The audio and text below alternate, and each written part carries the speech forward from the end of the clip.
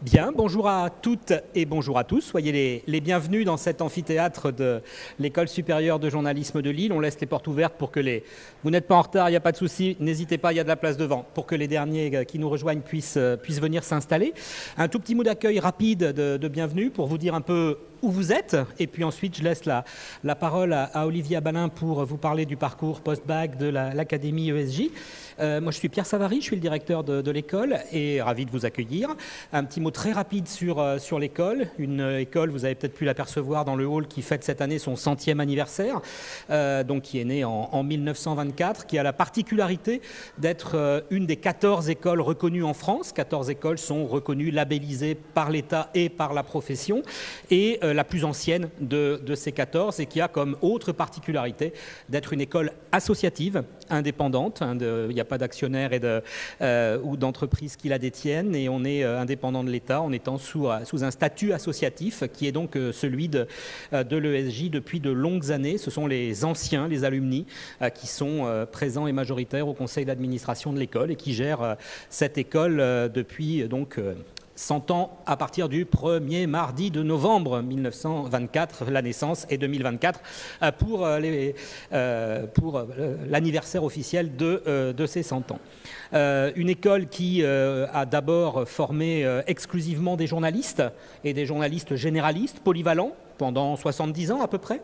Et puis il y a une trentaine d'années qui a commencé à rajouter à la dimension de journalistes généralistes polyvalents des journalistes spécialisés dans un domaine. Et puis depuis 10-15 ans qui se dirigent aussi vers des publics qui ne sont pas des publics de journalistes. On travaille beaucoup à l'école sur l'éducation aux médias et à l'information, à destination de scolaires, de tout niveau scolaire. On intervient dans de très nombreuses écoles primaires, dans des collèges, dans des lycées, mais aussi auprès d'enseignants, auprès de documentalistes pour faire de la formation sur l'éducation aux médias et à l'information. Et pour poursuivre un peu ce travail qui va de la formation de journalistes généralistes, puis de journalistes spécialisés qu'on rajoute, puis de publics un peu plus larges, on va ouvrir aussi à partir de septembre 2024, de la rentrée prochaine, un parcours qui s'appelle l'école des narrations numériques, une école qui s'appelle l'école des narrations numériques et qui formera à la production de contenu numérique, mais cette fois-ci non plus pour les rédactions, pour des journalistes pour les rédactions, mais pour des associations, des ONG, des collectivités territoriales, des entreprises qui souhaitent recruter des jeunes avec cette formation-là. J'ai dit que je faisais court, je vais m'arrêter là. C'était vous faire un petit panorama extrêmement rapide de 100 ans d'école. C'est allé très très vite pour 100 ans d'école, mais au moins, j'espère, vous y voyez un tout petit peu plus clair sur l'endroit où vous mettez les pieds et où vous posez vos fesses dans cet amphithéâtre qui, comme vous le voyez, est un amphithéâtre initialement de la fac de physique-chimie. Ce ne sont pas des journalistes que vous avez au mur sur ces fresques, mais bien des physiciens et des chimistes. Je vous remercie de votre attention, je vous souhaite une très bonne journée. Toute l'équipe est à votre disposition pour répondre à toutes les questions dans l'échange que vous allez avoir avec Olivier, ou alors sur les côtés, si vous avez eu le temps ou pas d'apercevoir, vous avez de multiples stands avec les différents parcours de l'école, des étudiants de l'école, de tous ces parcours qui sont à votre disposition pour vous répondre ou vous faire visiter l'école. Les visites, ça sera le point de départ et juste derrière, là, dans la cour. Merci à vous, bonne journée. Olivier, je t'en prie. Il reste de la place devant, messieurs, dames, si vous le souhaitez. Voilà, il reste de la place devant, à droite, et j'essaie de regarder tout le monde. Bonjour à toutes et tous. Merci beaucoup, Pierre, pour cette introduction. Je rebondis sur cette introduction. Effectivement, on est dans un amphi de l'Institut de physique. Ce sont des physiciens et physiciennes autour. Pour autant, oui, ce ne sont pas des journalistes, mais il arrive que l'on devienne journaliste en ayant fait des études de physique-chimie avant, et c'était d'ailleurs mon cas. Voilà, tout peut mener au journalisme et le journalisme a besoin que des profils très diversifiés le rejoignent pour pouvoir s'occuper de tous les sujets. Physique-chimie, ça peut servir par exemple pour les sujets environnementaux, de santé notamment. Et donc, quel que soit le parcours d'études que vous ferez, gardez bien en tête, même si ça passe pas par exemple par l'Académie ESJ, gardez bien en tête qu'il est possible de venir au journalisme en ayant suivi des formations extrêmement variées. Et d'ailleurs, c'est une réalité de la profession. Sur les près de 34 000 titulaires de la carte de presse en 2022, la moitié, 50%, n'a pas suivi de formation au journalisme à proprement parler. Alors si on pense par exemple à Fabrice Arfi qui est le numéro 2 de Mediapart, il a commencé une formation en journalisme, il y a passé 2 mois, il est parti en courant et donc il a le bac et il a plutôt réussi sa carrière professionnelle de journaliste. Si on prend Marie-Sophie Lacaro qui a pris la suite d'ailleurs d'un ancien de l'ESJ, Jean-Pierre Pernaut aux manettes du Trésor de TF1, elle a fait une licence de lettres modernes de mémoire, elle est rentrée en tant que correspondante à la Dépêche du Midi, mais elle n'a pas fait d'études en journalisme et aujourd'hui elle est aux manettes du Trésor de TF1. Donc gardez vraiment ça en tête. Je donne l'impression de me tirer une balle dans le pied, moi qui travaille à l'école de journalisme en disant cela, mais c'est pour bien passer le message que les écoles de journalisme, c'est une certaine formation au journalisme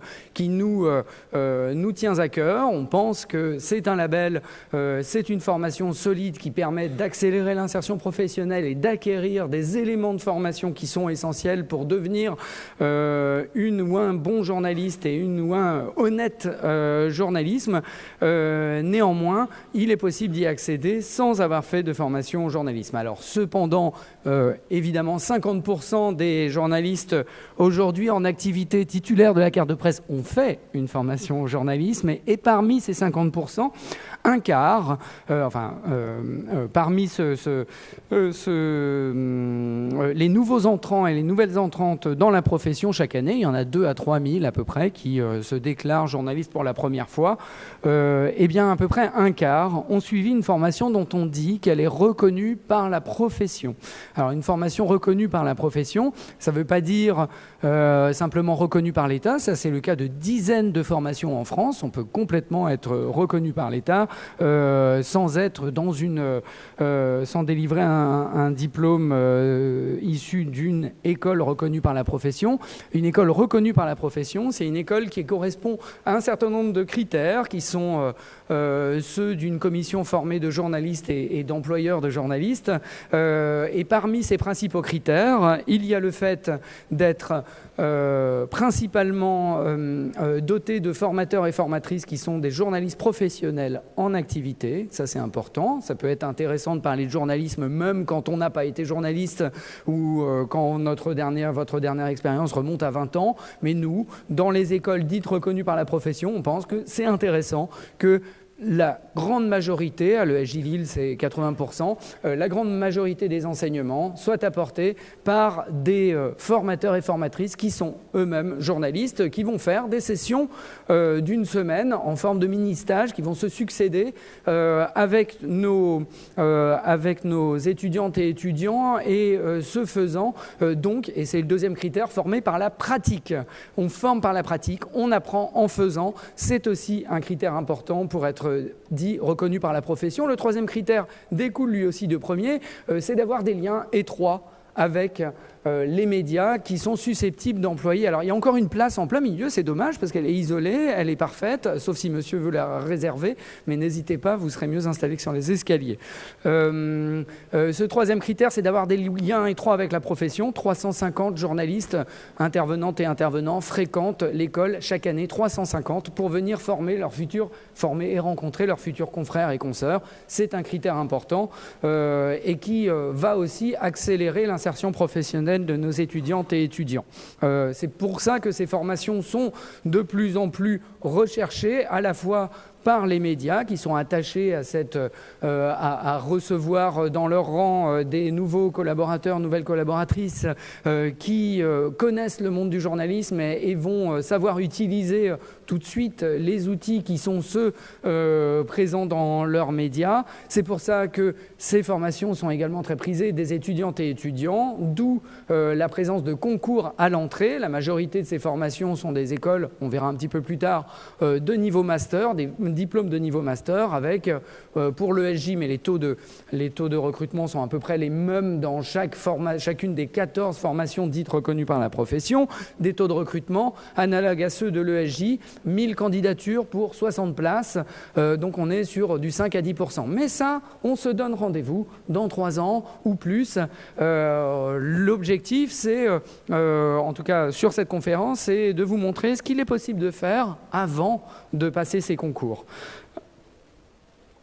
Alors, une petite réalité du journalisme, c'est le fait que la profession se rééquilibre ou s'équilibre bien heureusement avec une majorité de nouvelles entrantes et donc un équilibre des genres hommes, femmes et même non-binaire qui est en train d'être de plus en plus le reflet de la société. C'est bien normal. Je vais passer un petit peu rapidement parce qu'on n'aura pas beaucoup de temps pour en discuter, mais on pourra revenir à cette diapo-là si vous avez des questions sur la profession de journalisme. Journalisme tel qu'on le prépare, nous ici à l'école de journalisme, ce sont des fonctions dans des groupes qui peuvent être financés ou cofinancés par l'État, des groupes purement privés, voire des groupes purement privés qui sont uniquement financés, qui tirent uniquement leurs revenus des abonnements, en tout cas de l'audience à laquelle ils s'adressent. On en arrive au cœur de la conférence, à savoir les cursus d'études en journalisme. Vous avez des cursus immédiatement en post-bac, DUT ou BUT, ça c'est comme un DUT mais en 3 ans avec une année supplémentaire. La plupart des formations reconnues par la profession dont j'ai parlé tout à l'heure sont à niveau bac plus 5. Vous y rentrez après avoir validé un bac plus 3, donc de niveau master. Vous passez les concours au niveau bac plus 3 et vous rentrez dans un master de journalisme généraliste. Et illustration de ce que j'ai dit, c'est la proportion de diplômés et diplômés ES, que je n'ai pas fait figurer sur la diapo, des 14 écoles de journalisme dites reconnues, a tendance à augmenter assez fortement. On passe de 15% en 2007 à 20, voire 25%. Ça dépend un petit peu de la façon dont on analyse le panel de journalistes. En 2022, alors même que le nombre de cartes de presse est sur une pente légèrement descendante, moins 7,5%. En 2007, le nombre de cartes de presse est sur une pente descendante également. Alors, il y a des débats en cours et des études sociologiques en cours. Ça peut être aussi parce que de plus en plus de journalistes ne demandent pas la carte de presse ou ne sont pas éligibles à la carte de presse parce que la carte de presse est un sésame que l'on demande et que l'on reçoit, auquel on est éligible lorsque la majorité de vos revenus est issue d'un salaire, d'un revenu versé par une entreprise de presse ou un média. Si jamais vous êtes, et c'est complètement possible, je ne sais pas, enseignant ou secrétaire de mairie et en même temps que vous tirez des revenus d'une activité de journaliste, mais que votre salaire d'enseignant ou de secrétaire de mairie est supérieur au salaire que vous avez touché dans l'année de journaliste, vous pourrez vous déclarer partiellement journaliste, mais vous ne serez pas éligible à la carte de presse. D'où un petit peu aussi, c'est ce qui peut expliquer aussi cette diminution du nombre de cartes de presse. Les écoles, il y en a à Paris et en province, 5 à Paris, 9 en province, un petit peu dans toutes les régions, et elles sont accessibles sur concours avec des taux de scolarité, des niveaux de scolarité variables de 0 € dans certaines, moyennant simplement une inscription à l'université, dans certaines écoles purement publiques, jusqu'à 14 000 € dans une école qui est parapublique, Sciences Po Paris, l'école de journalisme de Sciences Po Paris, en fonction du revenu des parents. C'est extrêmement modulé en fonction des revenus des parents, et l'école peut là coûter 14 000 € à l'ESJ Lille. C'est en master 5 800 € l'année, là aussi avec une forte modulation en fonction du taux de bourse. Si vous êtes boursier au taux 7 par exemple de l'enseignement supérieur, c'est 0 €. Alors, je n'ai pas parlé du développement de l'apprentissage également, qui peut permettre d'absorber totalement le coût de formation, puisque c'est l'entreprise dans laquelle vous êtes en apprentissage qui va à la fois vous verser une gratification et en plus prendre à sa charge les frais de formation. En Master 2 à l'ESJ Lille, ça représente les 2/3 de la promo quand même, c'est-à-dire la dernière année de Master généraliste à l'ESJ Lille, 2 étudiantes et étudiants sur 3 sont en fait en apprentissage et donc ne règlent pas de frais de scolarité et perçoivent une gratification. Je reviens un petit peu, là je reliste 4 critères qui nous semblent importants pour être une formation reconnue par la profession. Intervenant journaliste en activité, une formation par la pratique, des liens étroits avec la profession et du matériel qui est celui utilisé dans les médias. Alors le journalisme à l'ESJ Lille, en détail, c'est 3 cycles possibles de formation. Une formation de niveau post-bac qu'on appelle l'Académie ESJ. Moi, je la décris comme une prépa avec découverte du journalisme parce que c'est intéressant évidemment de se préparer au concours, mais c'est encore plus intéressant avant de passer les concours d'être sûr de vouloir rejoindre cette profession. Et si je me projette, moi, lycéen en terminale qui voulait être technicien chimiste, et d'ailleurs j'ai un diplôme de technicien chimiste, j'avais aucune idée de ce que recoupaient globalement les métiers du journalisme, quels étaient les principes déontologiques et méthodologiques qui pouvaient être ceux des journalistes.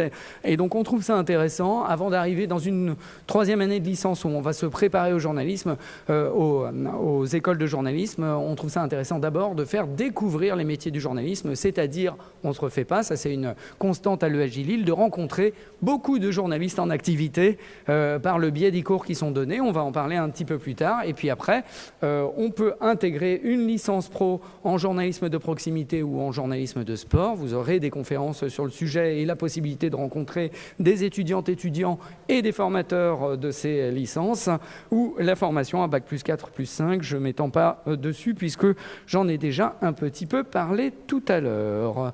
Une question qui peut être intéressante, je pense, pour vous et dont on parle finalement assez peu, c'est une sorte de tabou français, le salaire d'embauche, 1800 € quand on sort d'une école de journalisme généraliste et pour une embauche rapide, et lorsqu'on peut, on a le temps d'attendre un poste qui correspond plus à ce qu'on a précisément envie de faire ou à son domaine d'expertise, ça peut être un salaire d'embauche qui arrive jusqu'à 2500 €. Plusieurs statuts coexistent. On peut être embauché directement en contrat à durée déterminée ou indéterminée, bien évidemment. La règle en général, en tout cas, ce n'est pas la règle, mais ce qui est relativement fréquent, c'est de commencer avec des collaborations à la pige, c'est-à-dire d'être payé ponctuellement en fonction des contenus que l'on produit. Un petit peu comme le tâcheron ou la tâcheronne du Moyen-Âge était payée lorsqu'elle rendait son travail. Et ben c'est pareil, dans le journalisme, on commence comme ça, ce qui est un facteur d'insertion professionnelle assez important. Ça peut, mais c'est pas forcément, ça peut être un statut assez précaire et en même temps, ça vous permet de diversifier vos collaborations, diversifier les sujets couverts et c'est un statut qui convient à pas mal de nouveaux entrants dans la profession.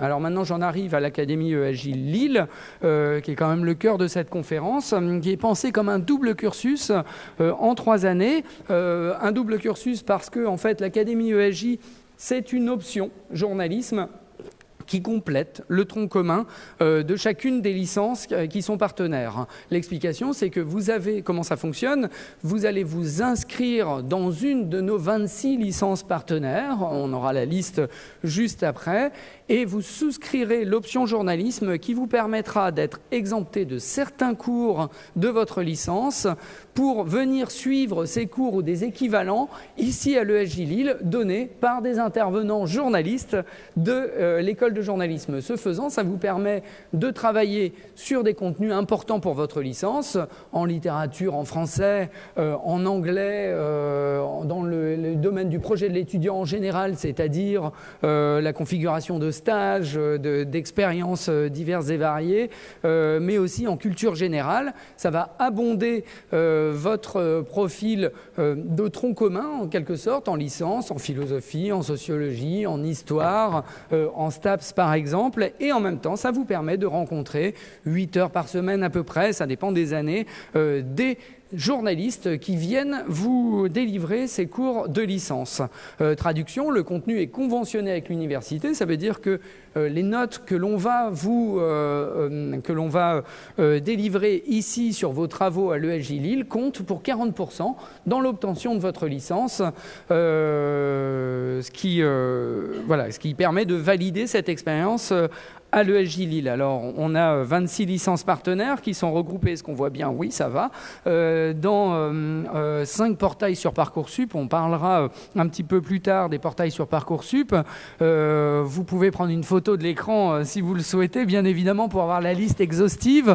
Vous pouvez postuler dans autant de licences que vous le voulez. Et surtout, chacune de ces licences est partenaire de l'ESJ Lille individuellement. Si vous les recherchez sur Parcoursup, vous pouvez chercher Histoire option journalisme et vous tomberez sur le portail qui rassemble l'ensemble des licences de sciences humaines. Donc il y aura Histoire, Histoire de l'art, Philosophie, Études culturelles, Géographie, Aménagement, Sociologie. Toutes ces licences sont regroupées dans un même pool de recrutement en quelque sorte sur Parcoursup. Si vous êtes accepté sur ce portail, vous aurez le choix entre n'importe laquelle de ces licences, sans limitation, à condition d'être accepté sur ce portail-là. Comment sont organisés les enseignements? J'en ai parlé un tout petit peu. Ce sont des enseignements de culture générale, des enseignements autour de la connaissance des médias et des métiers du journalisme. L'un des enseignements principaux, par exemple, de la première année Académie ESJ, c'est le vendredi. Hier, de 14h à 16h, on rencontre un journaliste ou une journaliste qui vient parler de son expérience professionnelle en termes d'insertion professionnelle, quelle formation j'ai faite, quelle perches j'ai pu attraper, lesquelles je regrette peut-être d'avoir laissé passer dans le courant de ma carrière, et puis de quoi est fait mon quotidien, de quoi est faite ma semaine de journaliste complété d'investigation, de journalistes télévision, de journalistes radio, de photoreporters, etc. C'est une dizaine de profils qui vont venir passer 2 heures avec nos étudiants dans cet amphi, avec un échange qu'on aura, j'espère aussi, de questions-réponses sur de quoi est faite la carrière d'un journaliste, des échanges qui permettent à nos étudiantes et étudiants aussi de préparer un dossier que l'on appelle dossier découverte des métiers, qui va les faire travailler sur une spécialité du journalisme qu'ils auront découvert à l'école ou en dehors de l'école et qui les incite, qui les oblige en fait à appeler au moins 2 journalistes pour passer au téléphone ou en réel 1 heure par exemple d'entretien et ils nous rendent cet entretien pour qu'on voit un petit peu quelle approche du journalisme ils ont pu avoir. Ils ont à faire aussi une étude documentaire, ils ont à décrire un petit peu ce qu'ils ont compris de cette spécialité et nous on va aller apporter des commentaires pour dire voilà, effectivement vous avez réussi à avoir une vision assez juste du journalisme d'investigation à travers de cet entretien avec l'auteur de l'ouvrage sur les métons là, Castanet, maison de retraite. Voilà, j'aurais pas dû me lancer à travers un entretien avec un journaliste d'investigation, par exemple. Merci. Des sessions de mise en pratique également, ça c'est en 2e année au travers des matinales de Radio Campus ou bien sur le site internet de journalisme de solutions le-chatillon-lille.fr qui permet à nos étudiants de faire du terrain, voire de mener les matinales de Radio Campus de 7h à 8h sur 106.6 FM. Ce sont des étudiantes et étudiants de la 2e année de l'Académie ESJ Lille qui sont en direct, qui assurent non seulement l'animation au micro, mais aussi les micro-trottoirs, la programmation musicale, la programmation et notamment le conducteur. Pierre connaît bien ça, de 7h à 7h02 et 36 secondes, on aura l'introduction, de 7h02, 36 secondes à 7h05 minutes, une pause musicale, etc. etc. Merci Pierre, c'est écoutez pas trop mal. C'est Victor Castanet, journaliste d'investigation, qui a publié un ouvrage qui a fait date sur la financiarisation des EHPAD et qui a amené le gouvernement à lancer des missions d'études et le Parlement a lancé des missions d'études sur les secteurs du soin aux plus anciens. Certains de nos étudiants le rencontrent ou le contactent pour savoir comment il a produit cet ouvrage. Des projets étudiants qui sont accompagnés toute l'année. C'est pas que les entretiens avec les journalistes, c'est pas que les matinales de Radio Campus. Ce sont une trentaine de médias étudiants estampillés entre guillemets Académie ESJ qui sont hébergés ici à l'Académie, dans le sens où les enregistrements de podcasts sont faits par le prêt de studios qui sont utilisés principalement par les masters et les formations diplômantes, mais en fin de journée ils sont disponibles et nos étudiants de l'Académie peuvent aller enregistrer leur propre contenu pour les diffuser et avoir déjà une première expérience de diffusion de contenu. Ce sont évidemment des sites internet, des pages, des Instagram, des comptes Instagram qui leur permettent de se faire la main entre guillemets sur l'actualité et de produire des contenus qui leur tiennent à cœur. Résumé ici, nous avons les 3 années, les 3 cycles de l'Académie ESJ. Une première année de sensibilisation, on découvre, on rencontre beaucoup de journalistes, on essaie de donner à voir de quoi est faite vraiment la profession. Il peut y avoir déjà des projets personnels, bien évidemment, qui sont accompagnés. On a aussi, au travers des cours de littérature et journalisme, des rencontres avec des journalistes qui viennent parler d'un ouvrage de littérature qui nous semble important ou qui a fait date. Alors, ça peut être, par exemple, Geoffrey Le Guilcher, qui a produit un ouvrage en immersion dans les abattoirs qui parle à la fois de la condition ouvrière et de la condition animale, qui s'appelle Steak Machine. Il vient rencontrer nos étudiants pour parler de son enquête, pour parler de ce que c'est de publier un ouvrage de 400 pages quand on est journaliste, qu'est-ce que ça apporte, quel est le mode de narration différent que l'on peut adopter. Ça va être un ancien envoyé spécial à Tchernobyl qui vient nous parler d'un ouvrage très important pour le journalisme et pour la société qui s'appelle La Supplication, sur les conséquences de la catastrophe de Tchernobyl. C'est une journaliste biélorusse qui a publié cet ouvrage dans les années 90, qui lui a valu, soit dit en passant, le prix Nobel de littérature, pour que nos étudiantes et étudiants sachent d'une part qu'il est possible d'être journaliste et de faire de la littérature, donc de soigner aussi sa narration, et enfin avoir accès à l'expérience de cette ancienne envoyée spéciale à Tchernobyl. Qu'est-ce qu'on fait quand on est envoyé par son journal sur une zone sensible, sur une zone éventuellement dangereuse, comment on fait pour récupérer, pour récolter des témoignages qui fassent sens et pour traiter ensuite cette actualité au long cours.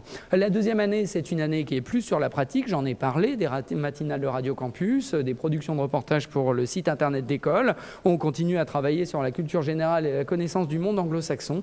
Et en fin de première année, on aura un entretien avec chacune et chacun d'entre vous d'une demi-heure en tête-à-tête, vraiment avec un membre ou une membre de l'équipe pédagogique. Et ça, cet entretien, nos étudiantes et étudiants y sont assez plutôt habitués, puisque de toute façon, on en fait un au moins chaque semestre, en plus des demandes qui peuvent nous parvenir et que l'on satisfait toujours, d'entretien en particulier en cours d'année, lorsqu'il y a une difficulté ou un projet qui peut être accompagné. Cet entretien de fin de deuxième année, il va porter sur la pertinence de faire une troisième année pour se préparer au concours, ou bien la possibilité peut-être de continuer dans sa licence, j'allais dire de tronc commun, de spécialité, pour ne finalement pas aller vers une école de journalisme. Ça, c'est le cas de c'est à peu près 20% de nos étudiantes et étudiants qui, à l'issue des 2 années de l'Académie ESJ, se disent finalement, moi en fait j'ai plutôt accroché à ma licence de droit, j'envisage plus de devenir journaliste,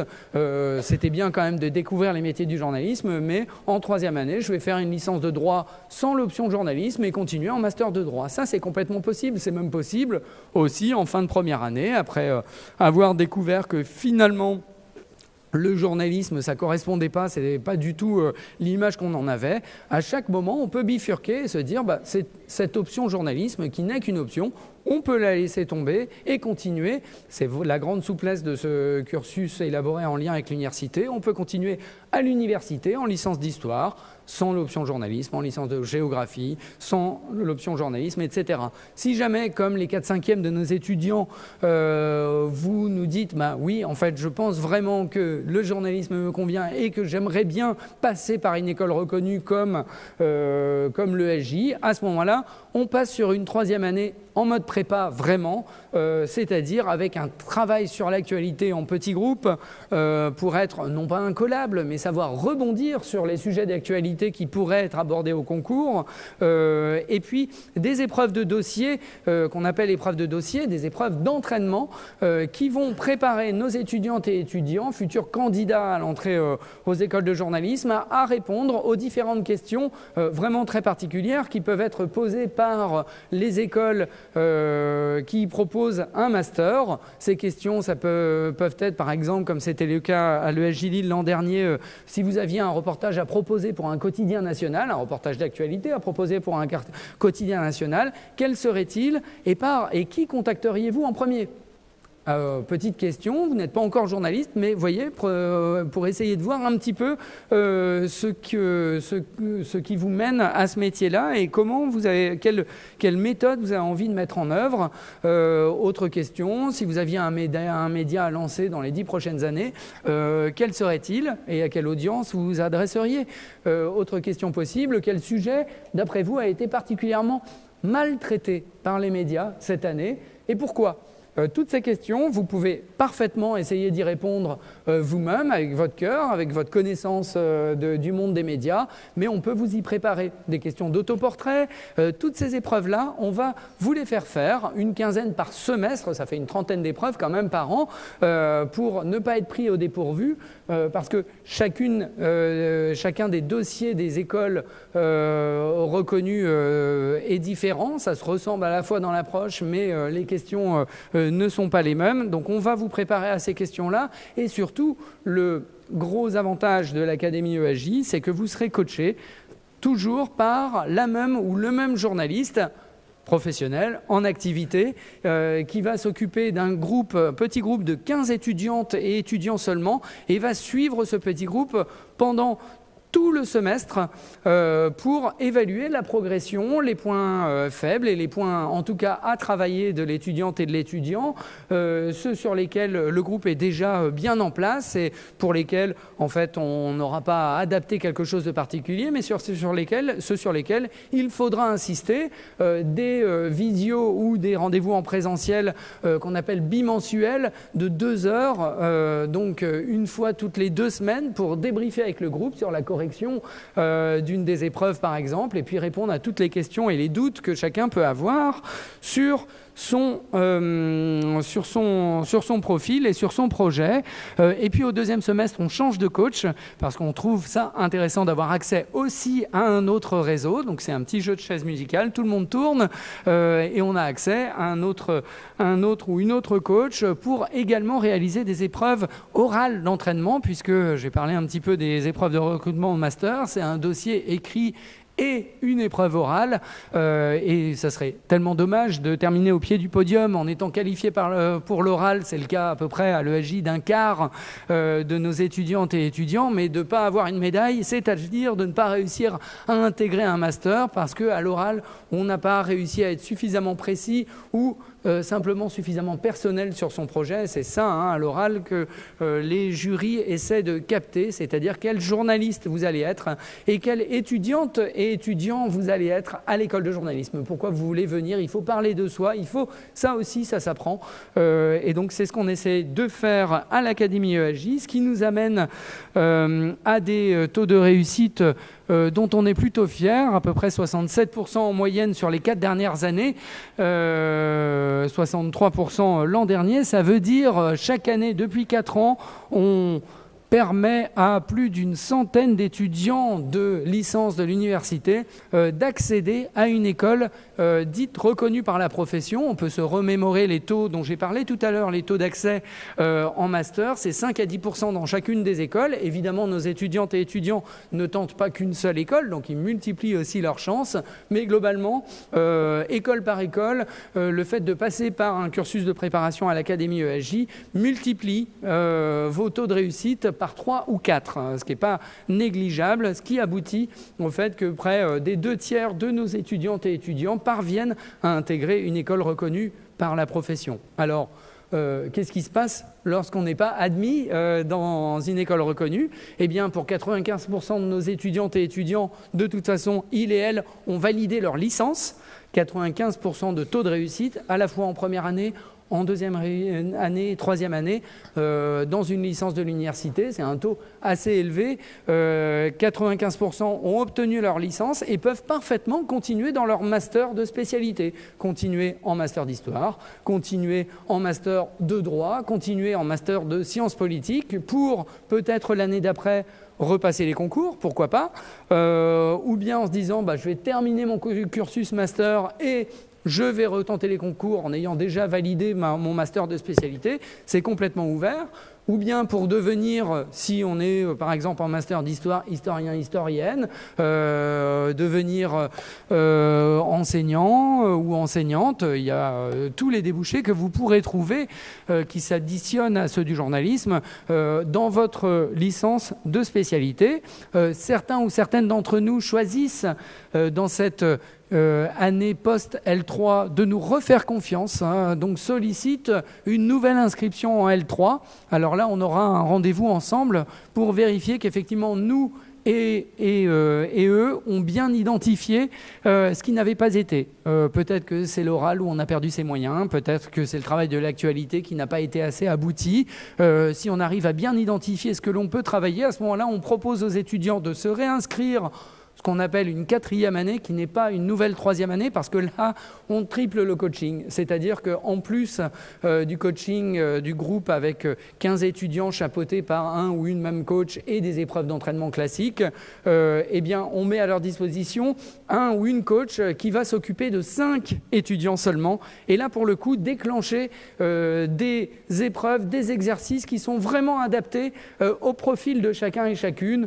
Aller faire un reportage, par exemple, au RC Lens, faire un trivial poursuite un soir avec l'ensemble du groupe pour travailler l'actualité, et beaucoup d'autres, ils sont beaucoup plus inventifs que ça, heureusement, beaucoup d'autres exercices pour améliorer là aussi le profil de l'étudiante et de l'étudiant. Et donc on est là, la donnée qu'on essaie de tenir depuis que ce coaching en 4e année a été mis en place, c'est que 4/5 de nos étudiants obtiennent in fine une admission au concours.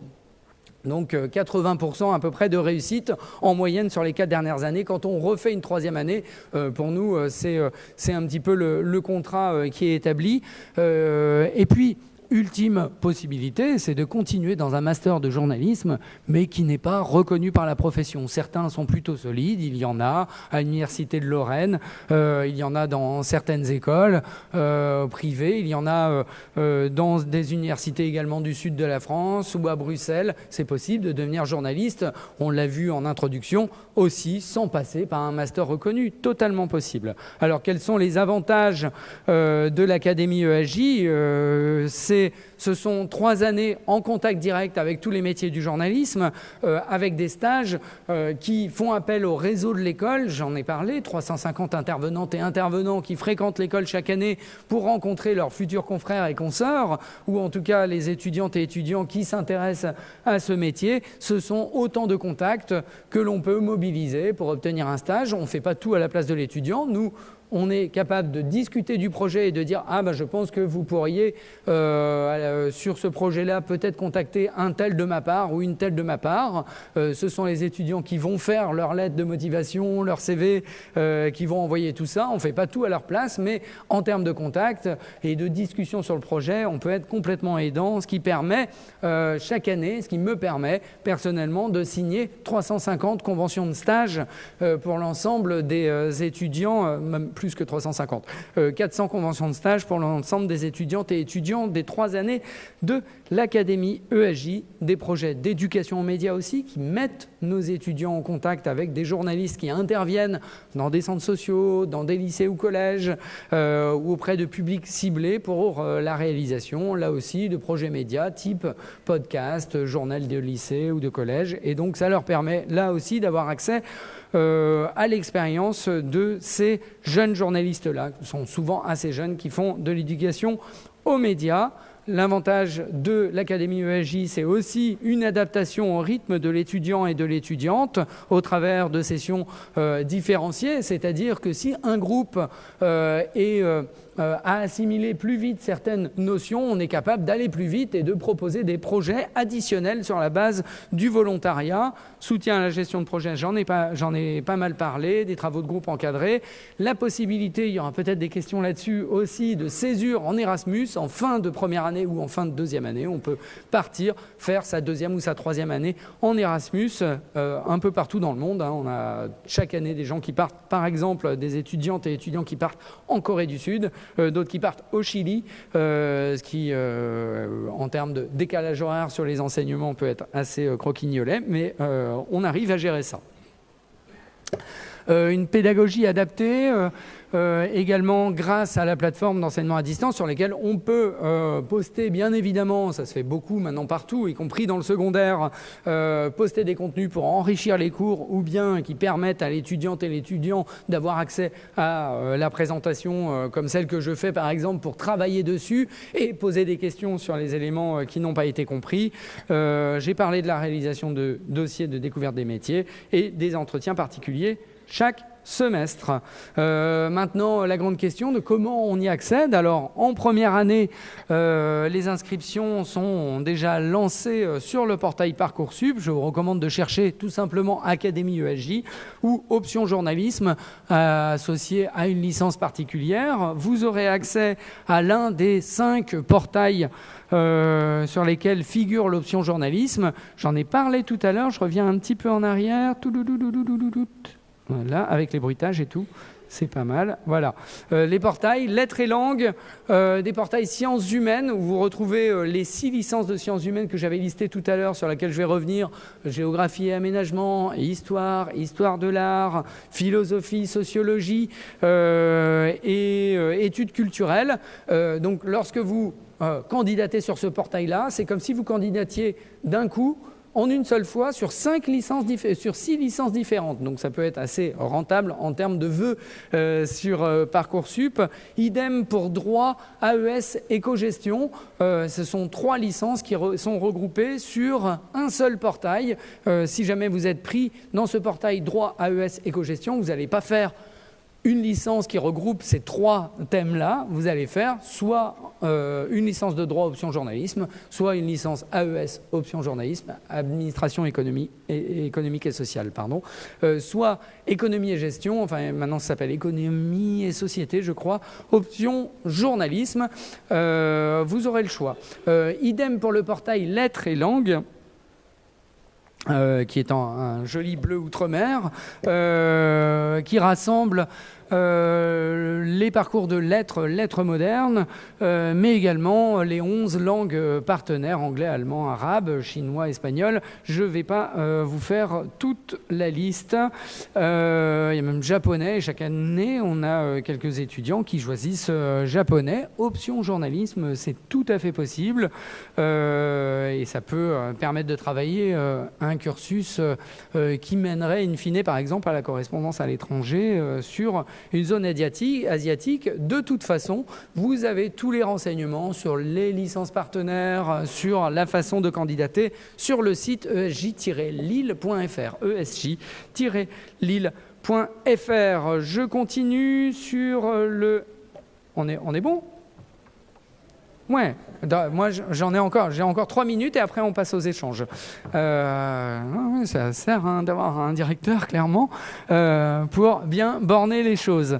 Le dossier sur Parcoursup, il va être examiné en fonction de critères scolaires, bien évidemment. Ça nous intéresse de voir quelles ont été vos notes en français, en anglais, en histoire, géographie et en moyenne générale. Si vous avez une option dense qui vous passionne et dans laquelle vous avez des notes stratosphériques, ça comptera. C'est intéressant pour nous parce que ça veut dire que voilà, vous intéressez à des domaines différents, que vous investissez dans ces domaines-là. Si vous avez pris une option classique, type histoire, géographie ou grands enjeux du monde contemporain, c'est pas à votre détriment non plus, c'est très très bien, il faut juste pas le prendre, en tout cas pour rentrer à l'Académie ESJ, il faut pas le prendre pour nous faire plaisir, il faut vraiment vous épanouir dans cette option-là et mener à bien des projets avec vos enseignements, avec vos enseignants. Ça se verra dans vos notes, donc ça nous permet d'établir un critère scolaire, ça se verra aussi dans votre dossier de motivation au travers des projets que vous aurez développés. Ça peut être des rencontres, des stages, des blogs que vous avez créés. Ça peut être j'ai rencontré un ou une élue de mon secteur qui m'a parlé de son souci de l'intérêt général et moi aussi ça m'intéresse, mais peut-être d'agir, j'allais dire, de l'autre côté de l'écran en tant que journaliste pour mettre en avant ce qui se fait sur un territoire. Voilà, parlez de tout ce qui vous tient à cœur et tout ce que vous avez développé à la fois à l'école ou en dehors de l'école. Ce dossier de motivation, il compte, cette note de dossier de motivation va compter pour 50%, mais en vrai, sur le dossier de motivation, ça peut peser lourd parce que pour à peu près un 6e des dossiers, on met 20 sur 20. Parce qu'on a un peu flashé, on se dit, bah oui, voilà, ça c'est exactement un étudiant qui va s'épanouir dans l'amphi de l'Académie ESJ, va s'épanouir dans l'environnement de l'Académie ESJ et donc on pense que c'est important de lui donner la possibilité de se préparer au concours ou en tout cas de découvrir les métiers du journalisme. On n'a jamais 20 sur 20 sur une note de dossier scolaire. Donc cette note de dossier de motivation peut permettre à des profils qui sont plutôt moyens en dossier scolaire de recevoir aussi une proposition d'admission. Ça va concerner à peu près, cette proposition d'admission, un quart des vœux. Donc un quart des vœux récoltés sur le portail Parcoursup, c'est exactement 27%, reçoit dans les 3 semaines à peu près de la procédure en juin, se voit recevoir une proposition d'admission à l'Académie ESJ. Donc c'est quand même ouvert. Effectivement, il y a au final 170 places dans l'amphi, donc 170 étudiantes et étudiants qui intègrent l'option journalisme pour un peu plus de 2000 candidatures, mais il y a beaucoup de désistements. Chacun et chacune, vous pouvez formuler une dizaine de vœux et certains seront prioritaires sur les vœux de l'option journalisme. C'est ce qui fait que par le jeu de ces désistements, on arrive à formuler une proposition d'admission à 27% des candidates et candidats. Et je termine sur la possibilité, soit si on n'a pas reçu une proposition d'admission à l'Académie ESJ en première année, soit qu'on ne connaissait pas ou on est déjà engagé dans un cursus à l'université ou ailleurs, il est possible de rejoindre l'Académie ESJ en 2e ou en 3e année. C'est le temps des questions. J'ai à peu près tenu ma promesse. Est-ce que vous avez des questions particulières sur un des thèmes développés ou que je n'ai pas pensé à développer, bien évidemment? Oui ?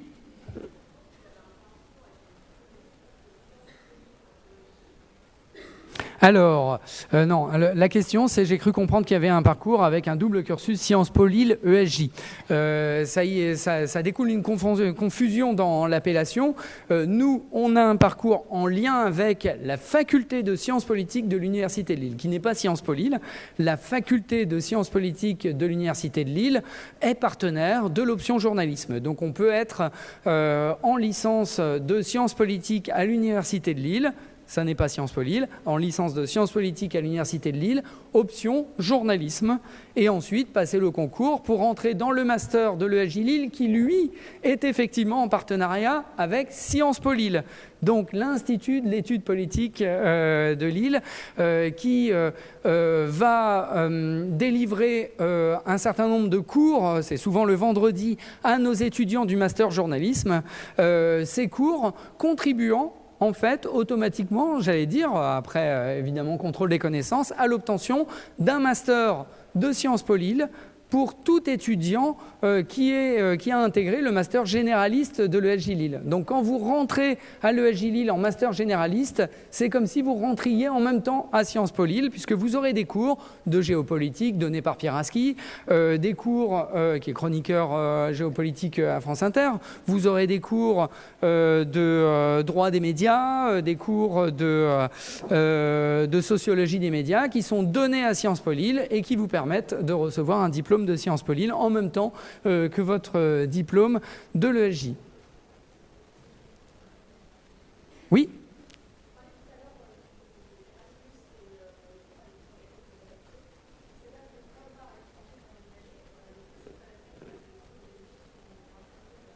Ouais, c'est très bien que vous posiez cette question. Oui, ils sont aménagés lorsque vous partez en deuxième année. Quand vous partez en deuxième année, vous restez inscrite et inscrit à l'ESJ Lille et vous suivrez les cours en distanciel. Vous serez accompagné par des intervenantes et intervenants spécifiques qui vont vous suivre en particulier parce que quand on est à l'étranger, le distanciel, ça ne suffit pas. Donc sur notamment tout simplement l'adaptation des épreuves qui vous permettront d'obtenir votre licence. Pour ce qui est des épreuves, pas des épreuves, des exercices pratiques type matinale Radio Campus, mais en fait, vous serez correspondante à Prague et vous produirez des sujets sur la thématique de la matinale du jour. Vous interviendrez soit en direct, soit en différé avec un sujet enregistré. Si vous êtes au Chili, on ne va pas vous faire lever en pleine nuit, par exemple, pour intervenir sur les ondes de Radio Campus. Ça sera un sujet enregistré qui sera diffusé à l'antenne. Donc ça, on est en mesure de le faire. En troisième année, c'est une bonne question, parce qu'en troisième année, là, c'est plus compliqué, puisque nous, on a un coaching et énormément d'interaction avec les étudiants pour adapter le projet. Donc là, ce qui est proposé, c'est de mettre le parcours académie entre parenthèses le temps d'un an et de réaliser en fait sa troisième année en 2 ans. Vous faites une partie de votre troisième année à l'étranger et vous revenez ensuite pour faire l'autre partie, la partie journalisme et prépa aux écoles à l'académie ESJ pour essayer de rentrer dans un master. Donc vous aurez fait en fait votre troisième année en 2 ans, votre cursus académie ESJ en 4 ans avec une année à l'étranger. Et soit dit en passant, c'est une année qui vous fait gagner en maturité, qui vous permet elle aussi d'affiner votre projet, en plus de développer des projets concrets aussi là où vous serez, et qui aboutit là à des taux de réussite au concours de 80 à 85%. C'est une année qui est très appréciée visiblement, en tout cas dans sa mise en valeur, qui est très bien mise en valeur devant les jurys des écoles dites reconnues. Oui ?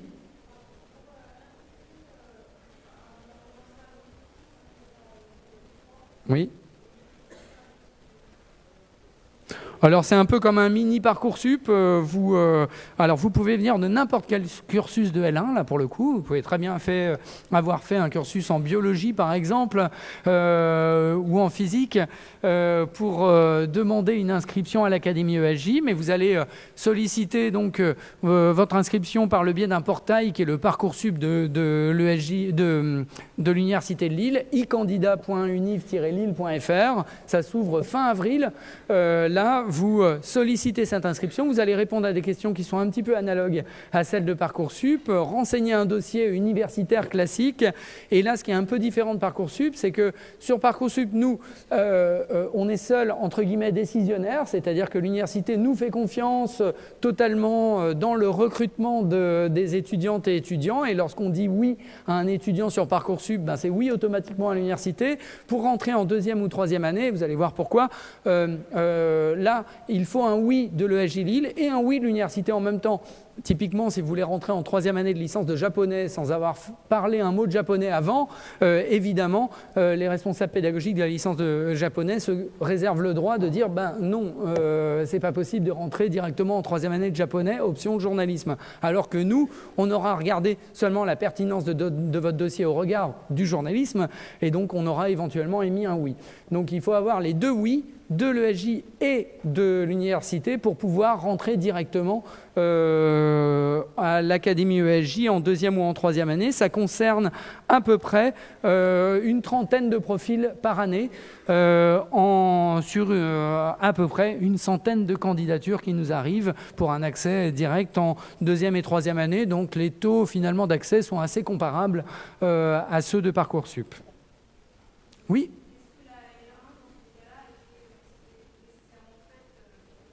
Non, pas du tout. Vous pouvez vraiment venir d'une licence 1 de biologie à Cannes et ça fonctionnera. Après, il arrive que dans certaines licences, nos partenaires universitaires soient attentifs aux critères régionaux. Mais ça, c'est quelque chose qu'on ne maîtrise pas et c'est même pas le cas pour toutes les licences. Certaines disent c'est un candidat lillois, donc on va plutôt lui accorder la priorité. C'est pas notre cas. Nous, on a, j'en ai pas parlé, mais les 4/5e de nos étudiants à l'Académie ESJ ne viennent pas des Hauts-de-France. Ce n'est pas non plus un bénéfice, on ne regarde juste pas la géographie. Donc c'est ni un avantage ni un inconvénient. Il y avait une question sur ma droite depuis longtemps, mais du coup je ne tourne pas souvent la tête là-bas.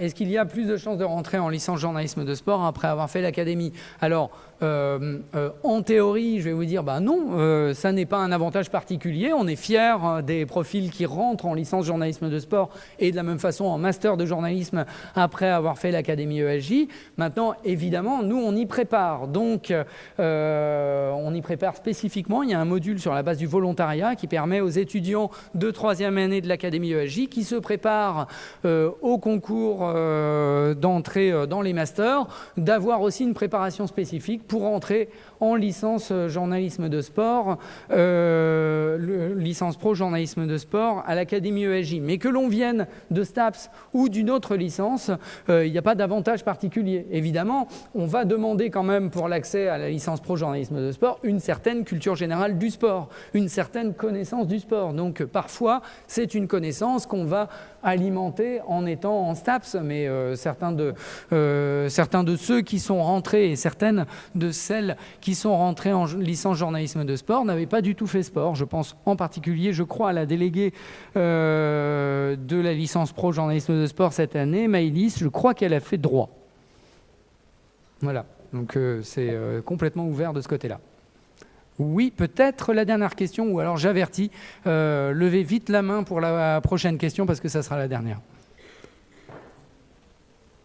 Ah, j'ai pas entendu le début. Alors oui, les cours d'anglais sont en anglais. Voilà. Mais vraiment, ça peut surprendre certains ou certaines. Les cours de première et deuxième année, les cours magistraux en particulier, sont des cours sur les médias anglo-saxons en première année et sur les relations entre la société américaine et les médias par le prisme des présidents, par période présidentielle. En deuxième année, ce sont des cours qui sont donnés qui sont donnés entièrement en anglais. Les autres cours, ça n'est pas le cas. Alors on n'est pas un cursus en anglais et donc qui vise, il n'y a pas de phase de perfectionnement en anglais. Donc si vous avez un super niveau en anglais, nous on n'a pas, on aura l'infrastructure pour vous aider à maintenir votre niveau, mais on va arriver sur des périodes, et c'est le cas aussi à l'université, où si vous n'êtes pas dans une licence en anglais, on ne va pas encore faire progresser votre cursus en anglais. Parce que dans l'amphi, il y aura aussi des personnes qui ont peut-être plus de difficultés, et donc on est forcément sur un niveau moyen-haut, mais ce n'est pas un niveau perfectionnement en anglais. Oui ?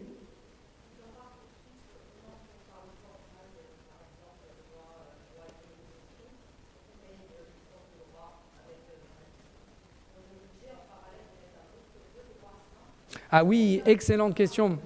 Tout à fait, merci beaucoup de l'avoir dit. Si vous avez postulé sur le portail droit option journalisme, droit AES économie option journalisme, et que vous ne recevez pas de proposition d'admission en option journalisme, vous ne serez pas rebasculé en droit. Donc, il vous faut, si le droit vous intéresse, émettre en réalité 2 vœux, droit et droit option journalisme. Et la question m'a été posée, je suis allé vérifier l'autre jour, ça n'est pas un sous-vœu, c'est vraiment 2 vœux différents. Sauf si quelque chose m'a échappé, mais en tout cas, les tests que j'ai faits, ça sera un vœu dans le portail de droit et un vœu dans le portail droit option journalisme. Alors, il y a des frais d'inscription, des frais de dossier, parce qu'en fait, on lit tous les dossiers, mais tous. Il n'y a pas de cut en termes de niveau scolaire, par exemple. Et pour pouvoir lire tous ces dossiers, on a un service de 7 personnes. Tout le service est mis à contribution pendant 1 mois, à temps plein quasiment. On s'autorise quelques récréations quand même, mais c'est assez intense. Et donc ce temps de travail, il s'appuie sur le fait qu'on puisse avoir recours à d'autres salariés ponctuellement pour faire assurer ce que l'on fait d'habitude. Et donc on a besoin de moyens, et c'est pour ça que des frais de dossier sont perçus, 200 € par dossier individuel. Attention, pas 100 € par vœu, mais 100 € par personne. Donc, une fois que vous avez réglé ces frais de dossier, une fois, vous pouvez postuler dans autant de portails que vous le voulez. Ça sera 100 € pour une candidature dans un portail ou dans 5 portails. Et je précise que les boursiers des lycées, vraiment des boursiers des lycées, sont totalement exonérés de frais de dossier. Pour les autres, ces frais sont appliqués.